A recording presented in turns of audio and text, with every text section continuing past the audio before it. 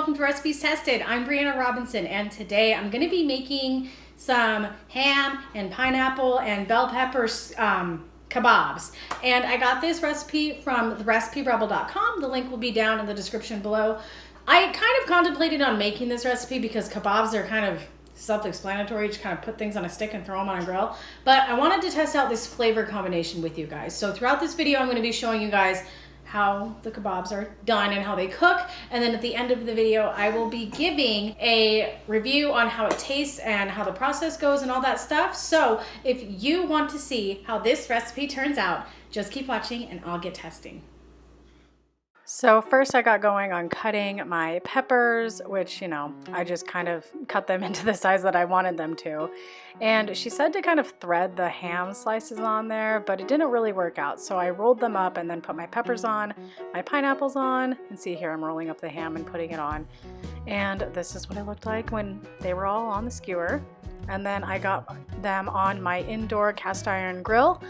And she said to grill them for 5 minutes on each side, 3 to 5 minutes until they add color, and then add the barbecue sauce. I used this really good Budweiser kind and just brushed it on afterwards instead of before because I didn't want to risk catching on fire like my last pineapple recipe video.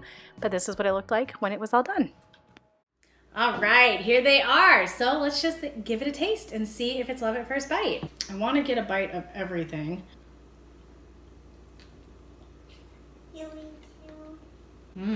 Oh wow, this is like really freaking awesome. I mean, the pineapple is just cooked enough that when you bite into it, the juices just kind of explode everywhere.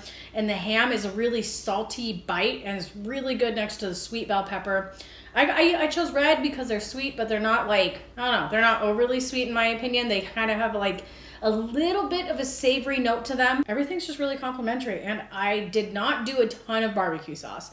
And I think that just a little tiny bit really complements everything else really, really well. My favorite thing about this dish is if you go to the website, you'll see this, but this is something that can be eaten raw. You can just load skewers up and eat them like that. You can cook them ahead of time and bring them cold, or they can be eaten fresh, hot off the grill. And I thought this was the perfect thing to show you guys before the 4th of July. So you can bring this to a barbecue, you can show up as a last minute guest and have something that everybody will be talking about until the night ends. Process was easy. I think my only thing is I did not cut my pieces into very even slices, so I made a rookie mistake and it was kind of hard to get color on everything, but they still got heat, so they still got some warmth, so that's really good. I have no complaints. I think that this is just a winner. It's super easy, super good. I think it's a 10 out of 10. So even though Independence Day is on a Thursday, we're gonna be doing most of our celebrations over the weekend, so this will be something good to bring. I really hope that you guys enjoy it.